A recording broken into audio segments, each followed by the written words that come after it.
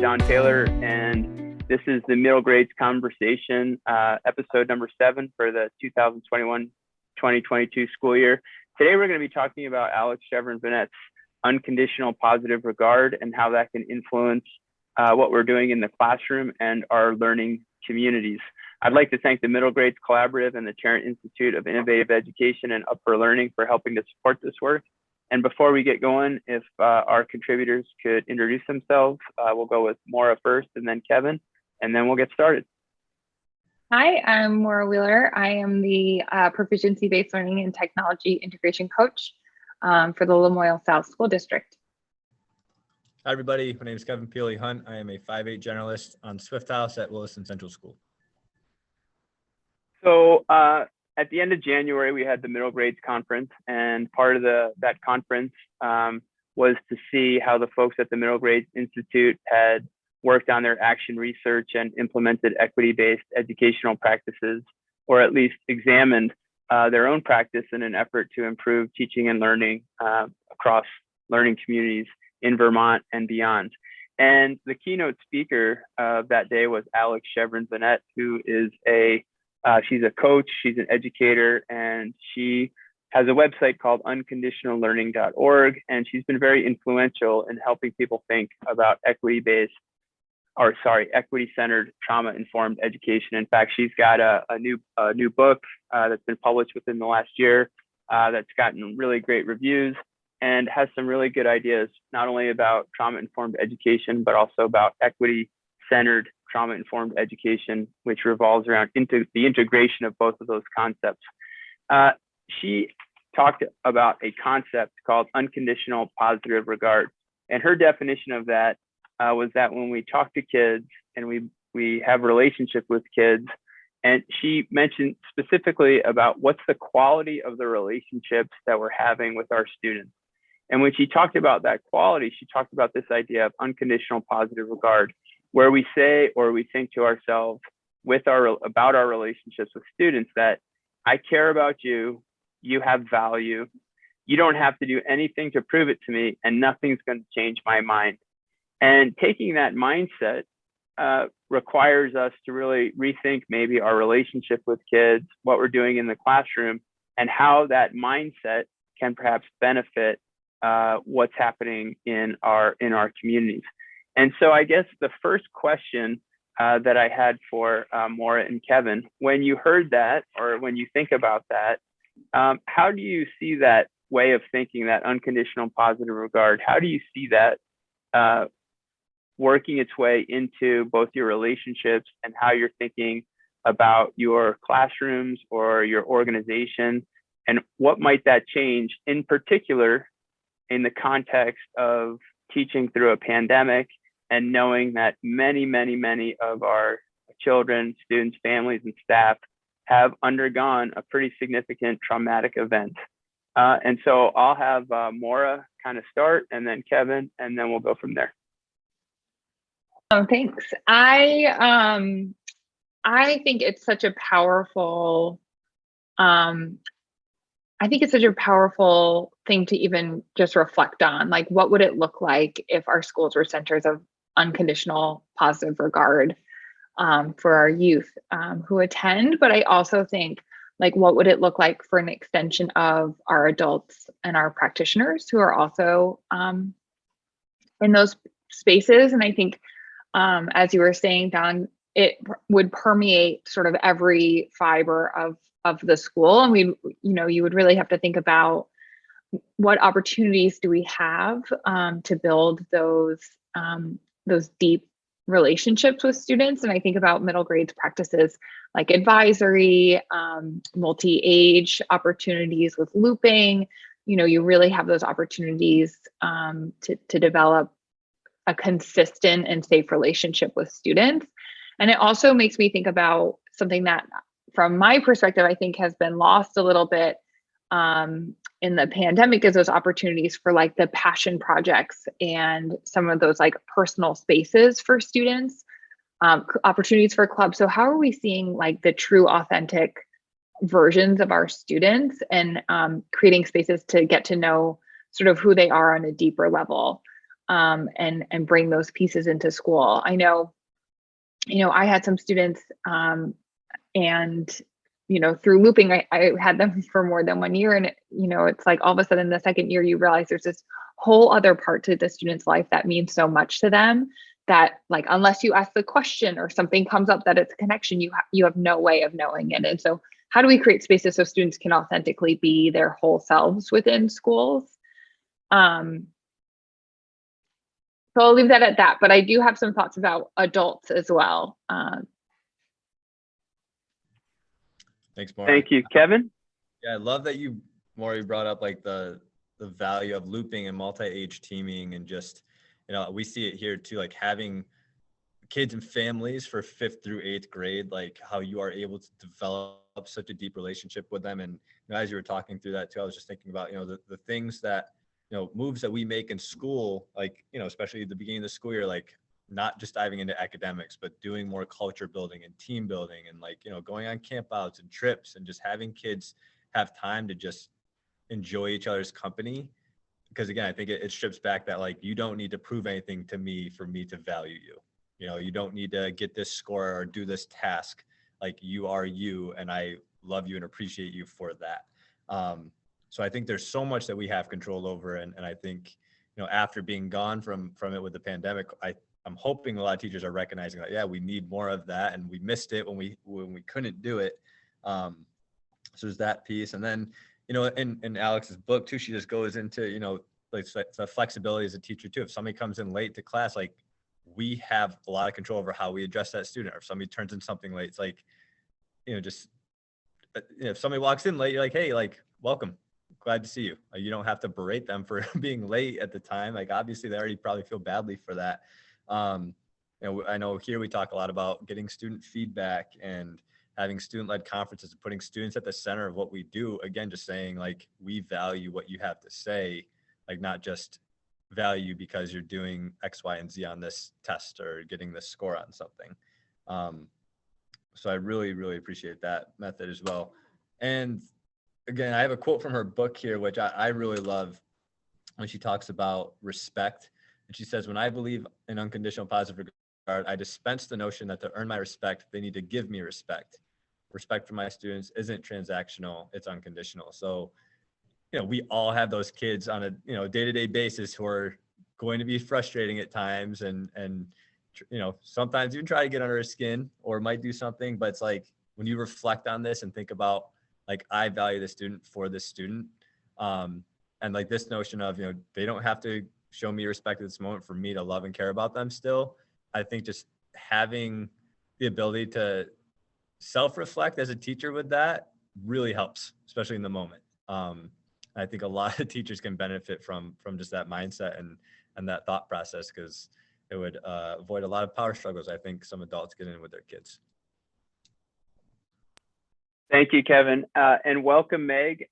If you want to introduce yourself in just 1 second, but also to kind of get you up to speed on what we're talking about. We talked about Alex's definition of unconditional positive regard. And our opening question is, how do you think that mindset could impact your classroom or your learning community, just as a general opening to our conversation about this topic? Take it away and welcome. Thanks, Don. So good to see you guys. Hi, Maura. Hi, Kev. I'm Meg O'Donnell. I teach humanities to 7th and 8th graders at Shelburne Community School. Boy, I have really loved thinking. I've been thinking so much about Alex Bennett's work, because I'm also noticing it as I have a student teacher right now, and how important it is to help student teachers build, when you're sharing your classroom with someone else, how do you establish norms within your classroom that are transferable across whoever the adult is in the room? And just thinking about, how am I holding my student teachers in unconditional positive regard?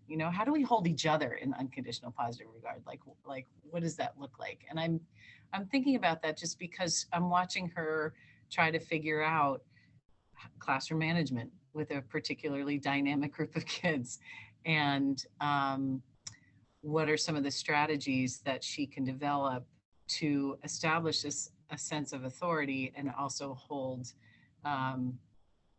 kids in this sense of positive regard. And when you're 22, that's not an easy thing to do. And so we've been talking a lot just about, what are those strategies for classroom management? And I love what you said, Kev, just about,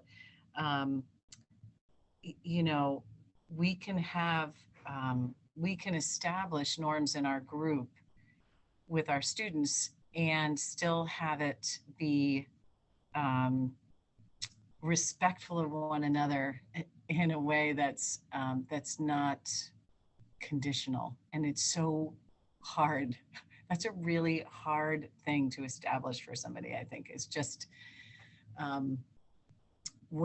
especially when kids are wanting to test, right? They want to test somebody. They want to see what they can what they can get away with a little bit. And so we've just been talking about, what are the strategies that you have? She's very good about just going from table to table to sort of say, hey, I hear you, what are your needs? I hear you, what are your needs? I hear you, what are your needs? And that's a great strategy. And so it's how do we do that? And then maintain that when that strategy no longer works for whatever the circumstance. So anyway, I'm not sure if I'm addressing the question the way it was, but I think for me, what I keep doing is I'm wanting to do it for not just my students, but also for the folks that I work with, for my colleagues and young people that I work with. Thank you, Meg. Maura, did you have a comment? Yeah, I just wanted to build off of that. I've been doing a lot of work this year based on Elena Aguilar's work, which is, she does coaching for equity, the art of coaching, and it's really about engaging with teachers and practitioners. And her piece is really around, you need to have empathy for everyone that you're working with, the adults. And she has this line that says, you can't teach someone if you think they suck. That's essentially one of her sort of phrases. But it is this idea of, when we work with our adults and our relationships with each other, if we're not centered in a place where we have empathy for every person that works within our organization, we aren't in a place that we're open to learn and hear one another. And I think it reminds me of the blog post that we read too, about the art of slowing down, and how do we just slow the pace down so we can get to the level of really having that empathy and listening deeply to those around us, because that's what serves our students well. And that's how we really meet their needs. And so I think so much of this work, yes, having unconditional positive regard for our students is crucial. And we also have to have it for our adults, because if we're not, then we can't even authentically have that unconditional positive regard for our youth that we're working with. And I think middle level educators know that in a way that some others don't. I think we've all been on teams where, when we're in the flow with our teammates and when we have that unconditional positive regard for the adults that we work with, we show up so much better for our students, and that unconditional positive regard for our youth also comes through so much stronger. So I think it's also about creating those opportunities to build the culture within the adults and within schools, and really thinking about we've been really focused on taking care of kids over the past 2 years, which we've had to, and taking care of ourselves. But I think, we're at the point where, we really have to prioritize, how are we taking care of the adults around us as we're 2 years in and masks are optional, and really thinking about how do we start healing and rebuilding as teams, and even just gathering together again, enjoying lunch and doing those things, because I think we've built habits that have made that really challenging. So I think it's very connected, the need for youth and adults. Thank you, Maura. Maura just outlined the last main points, bullet points I have on my page here for the conversation. And I guess I'm just going to go right into self-reflection, and also just kind of, I've been doing this for a long time. I've been teaching through the pandemic for 2 years. And one of the things that I think really hit me hard was when Alex, in one of her blog posts or one of her podcasts, talked about how systems dehumanize. They dehumanize us. And so the example that Kevin brought up, I actually had that very thing happen in my classroom today, where I had a student who, arrived late, and it's just so frustrating. You know what I mean? Like, it's just so frustrating. And it's a sort of a behavior that's been happening. And, it just, I don't know. And so so there's so many things at work that I'm trying to sort out inside of me, right? So part of it is, like Kevin said, okay, I should have empathy. It's not a big deal. Let's just go with the flow. The other part of me is thinking about expectations and how many kids are opting out right now, and how many kids are saying, nope, I'm not doing that. And how much of that is coming out of the COVID, where kids were left alone, for a long, I don't know. Like, that's the part. I don't know what people have gone through. Like, Alex had a quote that said, we're all in the same storm, but we're all in different boats. And I'm just trying to keep it together, with some like consistency. And I think behaviors are all over the map. And as a classroom teacher, you're trying to, it's that same kid who's been talking and talking and talking, and you're trying to be nice, and then it's just like, what do you expect to happen in this relationship here, where I'm keeping it, asking you to meet an expectation, and you refuse to do that, and so where does, what I mean? And that to me has been really tough. And I think, and the other part of me says, how am I going to change and respond to this? Because would I like to have great relationships with all my students? Absolutely. This year is the first year that I'm, actually last year during the pandemic was the first year out of 18 that I had taught one grade level. I didn't have a multi-age experience. And I can tell you right off the bat, when I had multi-age experience, I knew the family, I knew the kid. I was so dialed into kids by this time in their 8th grade year. It was like, yep, this is what we're going to do. This is how they're going to be successful. The mom can text me, or the dad can text me, whatever. And, it was ideal. Right. And actually right now with 8th graders, you'd be getting into that sentimental piece, like, oh my gosh, you've grown so much. I mean, you start crying at the conferences and stuff. You're like, what's going on here? But, and I think, and I miss that. You know what I'm saying? And I think that COVID has isolated us in our own classrooms. It's made us go into, like, kids have 5 different transitions. And so of course they're going to be late. They're middle school kids. And so the systems that we have in place are creating conditional relationships, right? If in order for me to respect you, you have to be on time, or you have to charge. And it's like, what are we doing? It's like, what are we doing? And that is a cause for great frustration for me. And my answer, to be honest with you, is to be taking kids outside and to go full on project-based learning. And, so anyway, I just feel like a lot of what you said, Maura, is we've come out of systems where it's like, okay, you got to get this project done and that project done, and here's the deadline, and if we get all this stuff done, we're going to feel good about ourselves. But now it's not getting done, and we're speeding up, and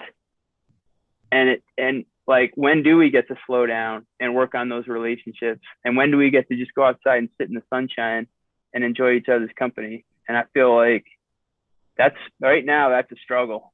And, that's what I'm living on a day to day. And so that's why Alex's work has just kind of really resonated. And I appreciate everybody's comments. Meg? Yeah, John, I just wanted to say that, from our last MGC conversation last month, something that has stuck with me so much. I think Joe was talking about it, like, keeping our eyes on that North Star about, like, project-based and all the things, Kev's talking about, those community building activities and building those relationships, and that North Star hasn't changed, but the checklist that we continue to compare our stuff, like, I feel like I'm using a checklist from pre-pandemic to hold myself accountable to things in this time frame, and it's not working. Like I just feel like I'm hitting myself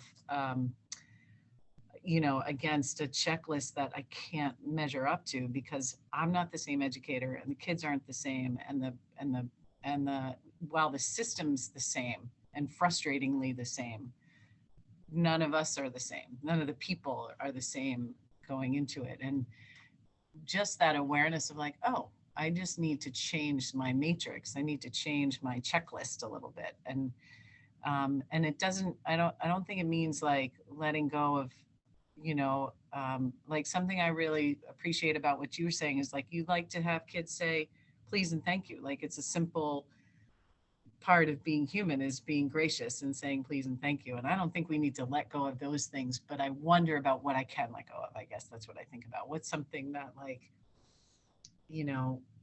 I don't have to hold space for that thing because it's not serving me right now. It's not working.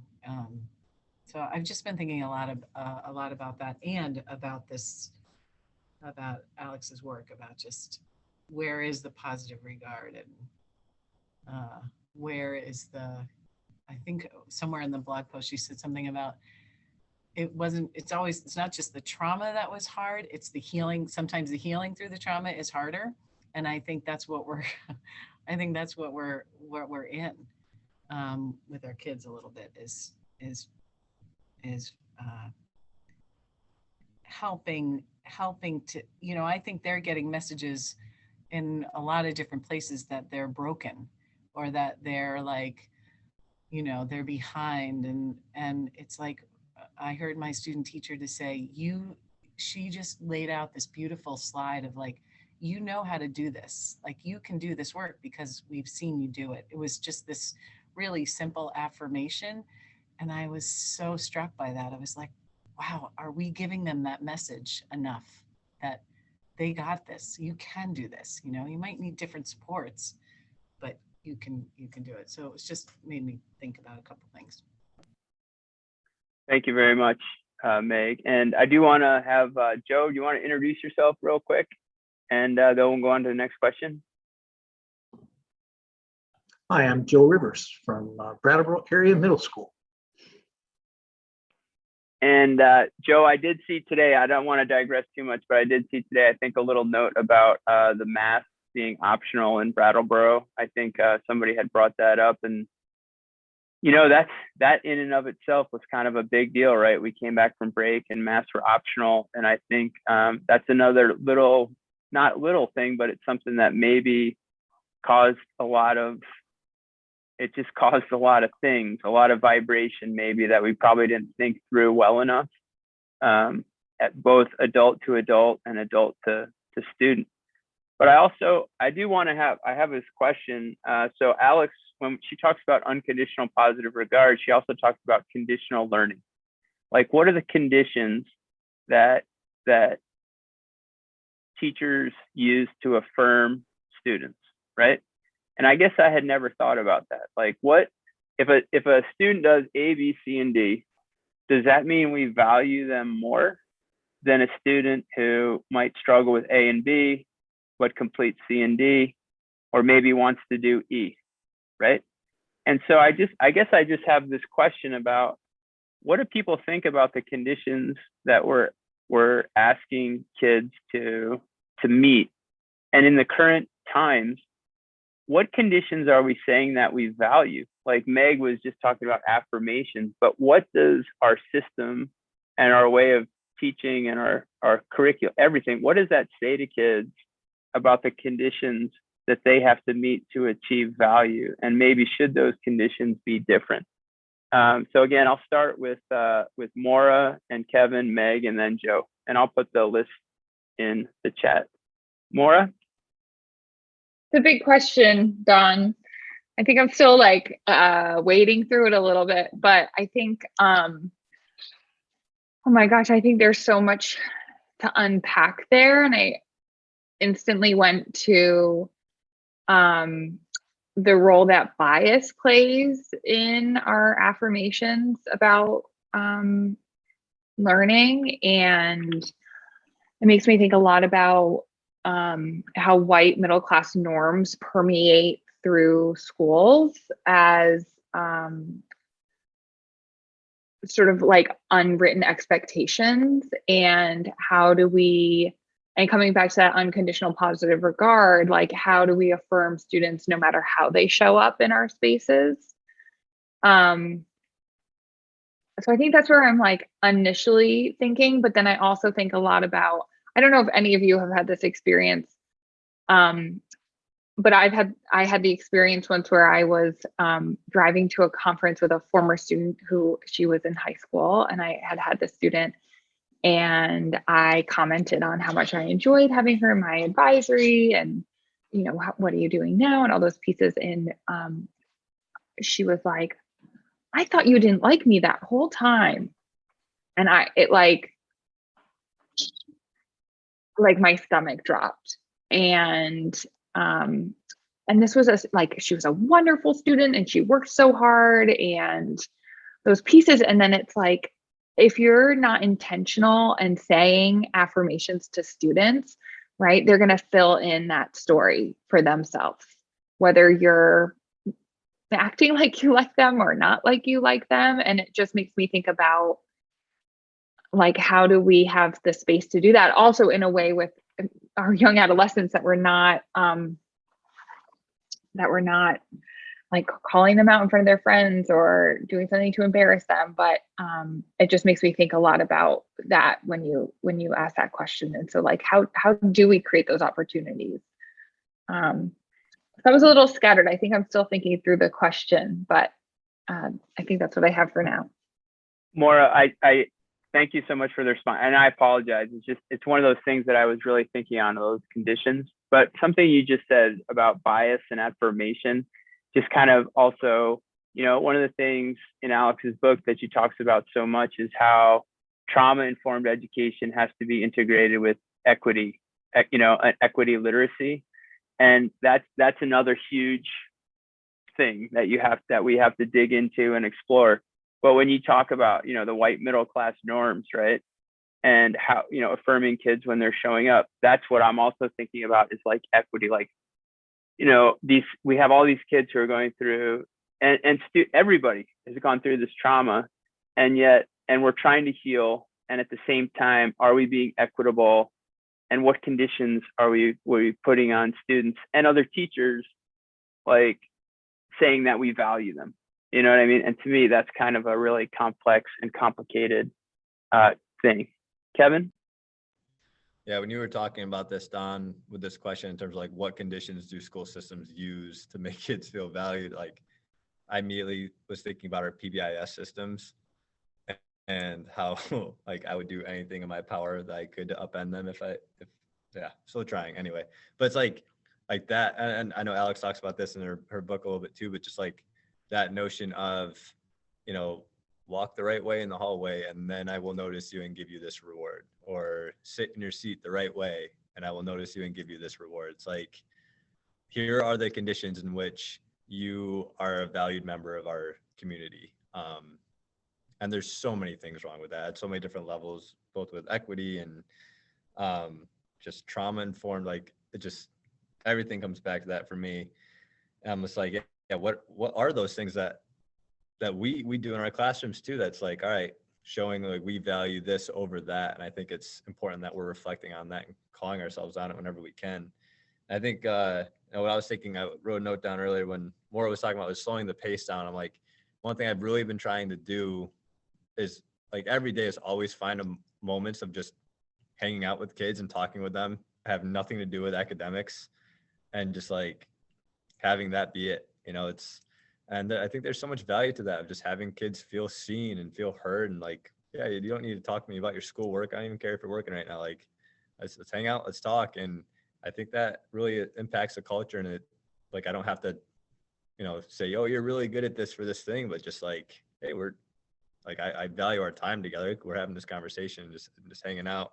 I wish our schedules, you know, going back to some of the structures you were talking about, Don, like we don't have a system that supports that type of stuff. Like, I feel like if you were to say to teachers like, hey, do more of this, they're like, well, what are we going to lose? Like 15 minutes of math for that? And that's usually the response we get.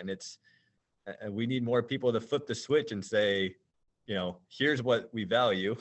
Or schools say like, hey, we value this stuff, but then they come out with a master schedule that has no time for it. So, you know, I really think we need to start putting our money where our mouth is a little more with this stuff. And it's say, if we value it, like, let's put time in for it. And let's, you know, think about what does building relationships mean and look like?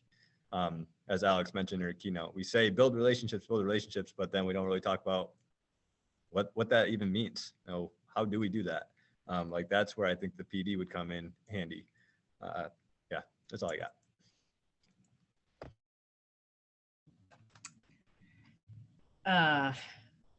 I think when I think of the conditions, I think about two things are coming to mind. One is about language and words, because I think where I'm seeing harm done is just in the language that we use, either in our classes or with kids one to the other. And something I tried last week or before break, I don't even know, I'm not sure. I'm not sure where it is when I did it, but was practicing like how to call somebody out in a way that doesn't dehumanize the perpetrator in a way, you know, like, and I was pretty surprised that it went as well because I wanted to kick the kid out of class. I wanted to say, I need to remove you from this situation because you violated the safe space. And instead I thought about why that student made the comment that they did. And I tried to unpack it with them in front of the class. And we realized that the intent was very different from what came out of his mouth. And it occurred to me that I was like, oh, they didn't mean to cause harm, but their words caused harm, you know, their intent. And again, it's always about intent and impact. But I don't know. I've just have been thinking about that more, about like, instead of this knee jerk to say, you caused harm and therefore I'm going to move you or remove you, is like, how can we I value you even though you've made a mistake, because kids they're just having a hard time, some of them, just in those dialogues and those conversations, and recognizing how hard their words can be, the word choice that they use. So just trying to think about that a little bit. And I guess this emphasis on joy, right? Like in our curriculum, like we did this unit on the Middle East and really finding joy as resistance. And I literally stole that from MGI, from Grace Gilligan, when she was talking, I think it's Grace Gilligan.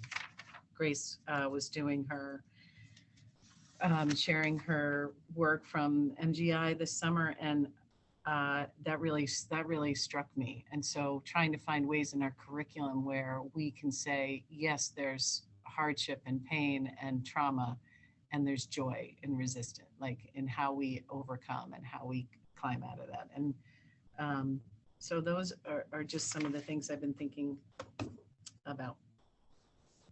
Joe. The thought that comes to me has to do with social and academic competence, that those are the things I try to be real clear about when the students are in class, or whatever my interaction is, if it's a hallway or wherever. But the idea that there are expectations around how we communicate socially with each other, and we're trying to be competent with that. You don't even have to enjoy it, you know, but we have to be competent with it. And then the same with academics. Today was a really hard day for students because I gave them a task which is one of the anchor tasks for social studies that goes beyond the fact that we've gone through COVID for the last couple of years. And this is here's what we've done for the last 10 years in order to see if you got it together enough to go to high school. And we did that task, and it was really, really hard for many of the students. And they all behaved differently as they came up against frustration, and trying to coach them through that and try to give them a sense of, well, here's the target, here's where we're trying to go. And the things that you were saying, Meg, about encouragement and letting them know that they actually can do it. And so sometimes it's language based. I had a student saying that I can't write this paragraph. And then someone leaned over and said, you've already written an essay in English that's made up of paragraphs. Oh yeah, that's right. And so just stuff like that. And then we had another frustration. Don, I've tried to incorporate walking every day. Well, today looked out the window and it's raining. And so in the beginning of our block, I said, well, it's raining today. We'll probably take our break, but it'll be inside. And so maybe they heard that or maybe they didn't. But 20 minutes later, we had a debate about what we were going to do during our break time. I said, well, I think I said in the beginning of class, it's raining out, right? And so we had to actually go over to the window and look out, and all right, there's the roof and there's the puddles, and see, that's water hitting the puddles. So we really can't go outside today. And that's, so competence, I guess is what I try to coach or preach. I don't know what the right word is, but so that they feel like when they're here, they know what the expectations are, and then they know when they're violating. And again, today was a hard day. I had students who really ran up against a task that was hard, and they were frustrated, and some of them didn't get it done. And so we had to go through that process of, well, those 20 minutes when you were just kind of doing nothing, and you had an hour to do it, it's come back on you a little bit. And so management of things, we're a little bit different, I think, in that we did change our schedule this school year. We did get really flexible. We did build in weekly community time, SEL time, on Wednesdays afternoons, and we've gone to longer blocks and less transitions. We tried to be really flexible. Today was a survey day for kids to get feedback on how the schedule is going again. And so we're actually trying to push back out of that now and start heading back towards more academic rigor. And that's a struggle for some of the kids because they've gotten into this expectation around we're hanging out, we're visiting, all right, and we're using our time, we're doing some things, we've got this project, it's due next week, I can talk for these next 15 minutes, my friend, maybe. So there's that. So Joe, I think that, that's kind of, I think what's happening too, right, is that the pandemic has had so many disparate impacts on so many different ways of doing things. And, I kind of started out by talking about how I had this super frustrating moment this afternoon with a kid. And then I just went back to, as I mentioned, I've transitioned into a sustainability position. And so one of the things that we're doing is we're sugaring. I've never done that before in my life, and it shows. But we go up, we have a community member who's given us access to his land, and it's about a 20-minute walk uphill. So when you talk about competence, I'm at the back. You can do it. We can make it. 1 foot in front of the other. Don't quit on me. It's almost like we need supplemental oxygen sometimes. But the kids make it. And today it wasn't raining up here. It was actually beautiful. And the best part about being in the woods, the landowner who I actually taught his son 12 or 13 years ago, he said to me, let them run around and have fun. What are they going to do? And the answer really is they can, not, you know what I mean? It's like pretty much I have a whistle I said, when you hear the whistle twice, it means we got to come back down here and rendezvous. And I only had to blow the whistle one time in 4 groups so far, but they were out there getting the buckets, and we got all this sap. I don't know what I'm going to do with it. I know what I'm supposed to do with it, but I don't know what I'm going to do with it. But the best part of that is like walking and just talking to kids, and sometimes just walking and listening, right? And I think that those experiences to me, then when I come back into the classroom, it makes it even more difficult for me in the classroom when I see these kids outside. You know, we have a goal. You know, we got to get all the sap, get all the buckets. We got to, you know, get up there and get back. And that idea of social competence, of working as a group and completing it, but in a really pretty relaxed atmosphere, has been, for me, it's been the best thing so far. And right now I'm trying to go my 3rd trimester to be all project-based learning, where we're just totally hands-on all the time, no technology. And what I'm leading up to is this idea of, you know, this idea of self-reflection as part of our, like, all of us are, I think, under a ton of stress and anxiety. And in one of Alex's pieces, she talked about, do you have time to self-reflect? Or are you always saying, oh, I've got to do this, and I've got to do this, and I've got to do this? And I think that I've been in a mindset for a long, long time of do, and not have the time to reflect. And she had a question. There was a question of, you know, she says, in the need to slow down, name it and claim it. Quote, if you feel yourself saying, I don't have enough time to stop and reflect, that is a sign that you are very much in need of taking a moment to pause. Take a moment and answer these questions. How does your stress response feel in your body? How is the stress of your job, school, and community impacting you? How is that manifesting in your teaching? And what do you need in order to slow down, right? And she also talks about slowing down as a political act, as an act against the system. And so that's something I'm also thinking about quite a bit, as a way of kind of going back to that idea of healing. Like, in order to heal ourselves, we're going to have to put Meg was talking about this earlier, we're going to have a different set of checklists, a different set of criteria.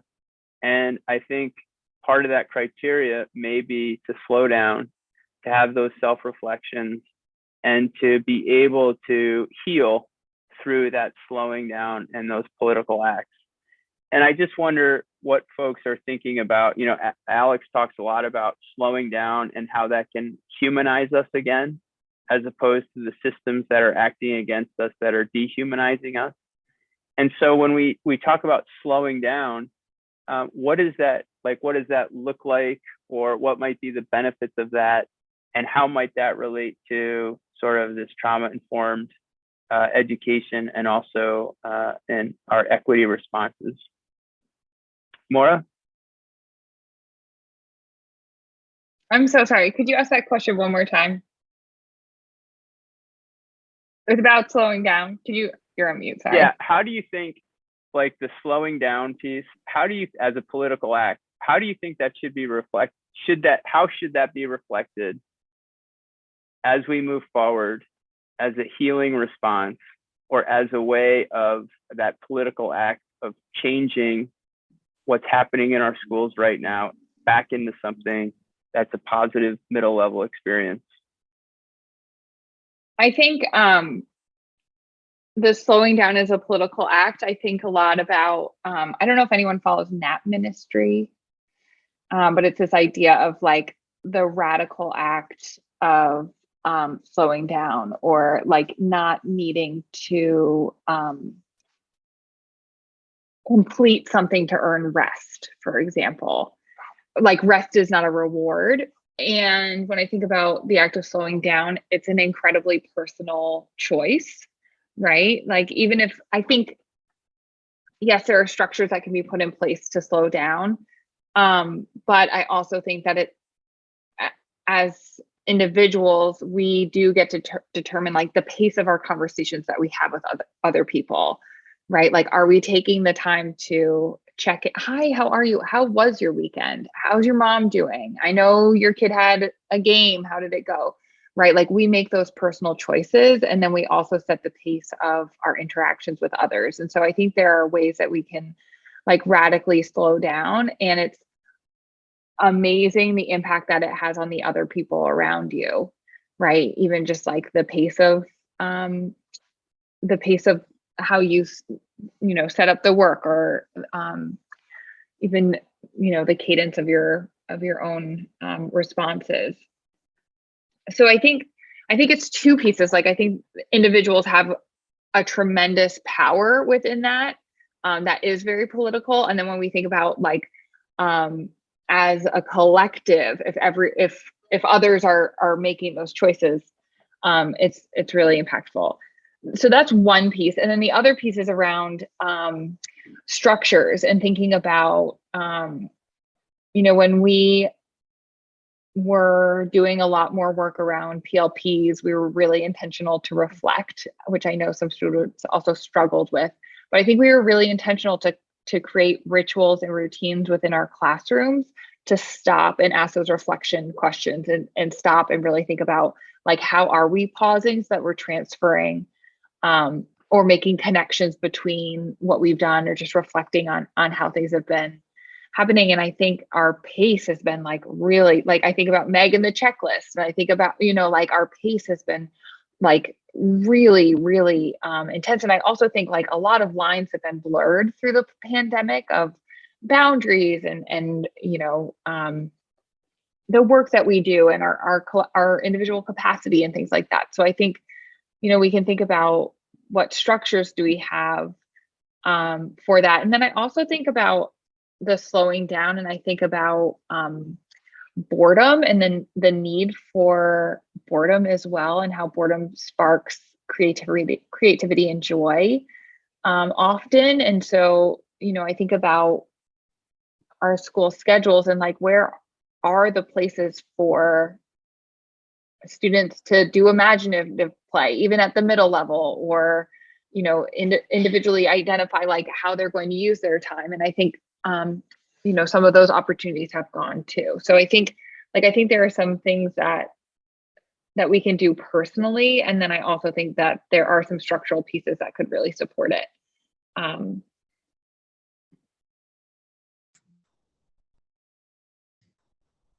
Yeah, I think a couple of things that came to mind in terms of things that I think we have control over, with schools that have advisory models, like really thinking intentionally about how you're using your advisory, and is it, you have your specific things you're going through, and we have to get through XYZ in my 20 or 30 minutes, or however long your advisory is, or are you flexible with it and have time of just like hearing from everybody and having everybody reflect on a similar prompt, instead of having to say, okay, I have like these logistics I have to get through. There's a lot of control we have there for our time, and like Maura was talking about, like how we're setting up the pace of that moment, especially if it's at the beginning of the day. I think that's a great way of slowing down and connecting and showing that we value those relationships. And then, things I've been trying to work with too is, we can read when our kids are feeling burnt out or stressed with the workload, and just saying, hey, we're going to take a catch-up day, and just kind of hit the pause button on the curriculum and just say, hey, like, let's just conference if you need to check in. If you're done with your work, great. Like, you have some time to yourself. And those are okay to take. I think some, like Meg, like you're saying with the checklist, like sometimes you get so caught up in this, like, I need to get through this unit and this and this and this, especially, I'm thinking about math right now. Like, I feel like there's always this, you have these units you're supposed to get through and check the boxes.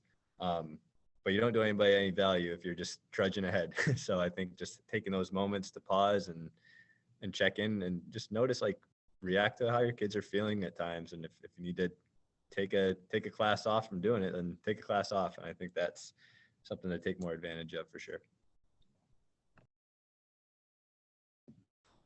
I 100% agree with that, Kevin. Maura, as I was listening to you, I kept thinking about that listening. Like, sometimes just the act of listening is part of slowing down, and taking that time. We actually like added that to, which this sounds it sounds like counter to what we're saying, but we added listening as one of the learning targets for this unit that we're in, and it is important. But then it's also I don't know, there seems to be some tension there around like, okay, we're gonna like assess you now on how well you're listening. Like, you know, such a personal thing that we do. I think something, we went through this process last week in our faculty meeting of, it was like stop, start, continue or something like that. And I really appreciated that Scott, our principal, asked us to do that. And there was a couple of stickies that people put stickies around. What is the thing that you want to stop doing? What's the thing you want to continue to do? And what's the thing that you want to start doing? And this was mostly related to the schedule because that's been a real structural piece that's been so frustrating in all of this. And I just heard people, a lot of the little stickies said, this is the hill I will die on. Like this, like not giving kids time to be outside, that, you know, or having flexibility in our schedule to be able to take the kids outside and do some things. And I think I'm going to remain like cautiously optimistic that that we feel heard in that, you know. So I think it's the act of listening and then the act of hearing, both like at that level administratively and then even in our classrooms, you know, kept saying like, when we respond, when we're hearing the kids say, hey, I need one more, I could use this time, let's give it to them. Let's give them that time that they need. Because they don't have, there's an equity piece, right? Like they don't all have access to the materials outside of school. So let's allow them a part of our day to just use and to build their self-direction, build their, you know, their executive functioning skills, like make a choice, work on this task, see, you know, try to see it through. And I don't know, just it's a big question, Don. It's a good one, big one.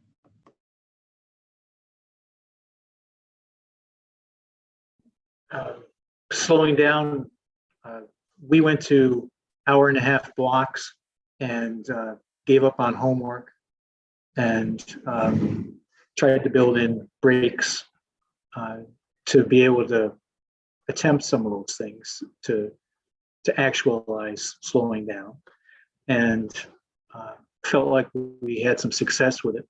This morning, we had our leadership meeting before school and found out that we've lost our schedule for next year, and we're going back to the treadmill. And so those things that you've all, you know, just honored and valued are things that are not universally honored and valued. And I don't know how to get past it because it's the adults who are the biggest offenders. Our surveys are pretty clear from the student's perspective on what they appreciate.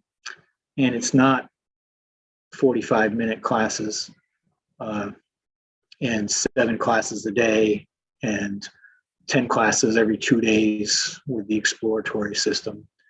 It's and yet that's what it was 50 years ago when I was in middle school, and it's still what it is in the building I will be in next year.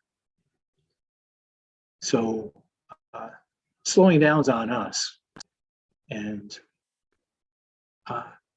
I haven't figured out the magic statement to convince others that it's okay, but I appreciate the fact that we seem to be in understanding of that value. Well, folks, this brings us to the conclusion of another conversation, and I hope I have conveyed this enough this year that this group has really breathes a lot of spirit into me and is very, very helpful to me, not only for the thoughts, but also it just really helps me gain some perspective on kind of what's happening. And I really appreciate it. I just want to leave us one opportunity for some final thoughts. If you have a final thought or something that has brought you joy in the last week or so, and I'm just gonna start. One of the things that I'm going to take away from this conversation and my reading from Alex's work is just this idea of what conditions are we expecting kids to meet in order to value them. And what does that look like in my classroom? And so that's one thing. Before I actually do my moment of joy, I do also want to remind folks our next webinar is going to be April 14th. And don't forget the Middle Grades Institute, the registration is open. I think for my moment of joy, I think it really is being able to go outside, Joe, and really focusing on the project-based learning. I'm actually starting a fiber arts unit next week. I have a woman coming in, and I have the fleece of 5 sheep in my back room, and we are going to be making felt and learning how to stitch. And I've been doing this ahead of time. So I've been going home and felting my wool and learning the stitch and learning all about how wool is a sustainable and renewable resource. And I never knew that lanolin came from a sheep, and now I do. And I am going to be felting wool next week with your 7th and 8th grade students. So wish me luck.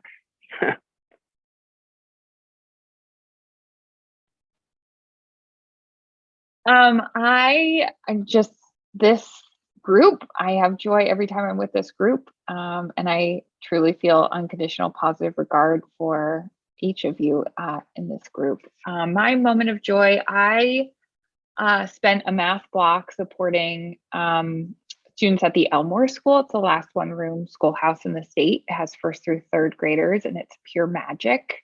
And we were working on math puzzles, which were really hard. And I was asking a lot of questions like, what's a strategy you could try? What do you think you could do next? And a little girl leaned over and she said, I think the answer key's in the back of the book.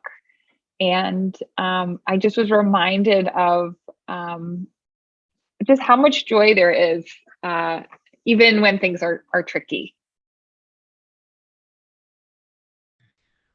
Thanks, Maura.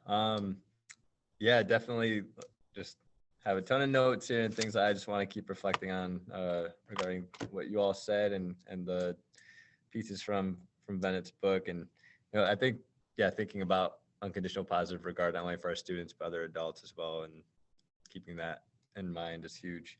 Moment of joy for me was just getting outside with some students and playing Foursquare, even though they make up all these new rules that I don't agree with. But it's fun to get outside and have them just be laughing and moving around. I echo just this, the love in this group. It's so helpful and reassuring. And I think what I want to keep thinking about are those conditions that you brought up, Don, about what are those conditions and am I transparent about what those are? Moment of joy outside school was listening to some live music last night. It was so much fun. I saw Kev there. In school moment of joy. So I attended the family conference in alignment with the racial justice dialogue happened on Wednesday. And I attended a breakout session with the student facilitator, and it was like magic. Like, this student facilitator was just incredible about getting students to, I wish I had witnessed this earlier, but she just had a really magical way of getting reluctant participants who didn't really know each other a way to participate. And I think her name was Erin, and she was just incredible. So that was really cool. A moment of joy. A couple days ago, as Don said, we've had some real controversy around masks down in our school district in the last few days. And on the front page of today's paper is a young person that's in a social studies class I have.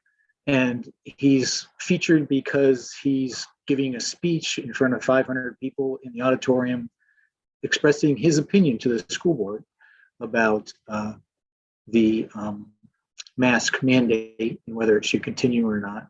And so we're doing the Constitution as our theme or topic for this time anyway. And so it's really cool to be able to make those connections about exercising your rights and what are your rights and that sort of thing. And we've had some students actually practicing because of the circumstance that we have here in town. So it's been a nice, joyful connection for us. All right, folks, thank you so much. everybody.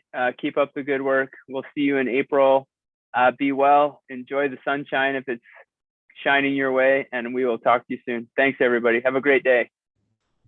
Thanks, you guys. Bye, everyone. Take care.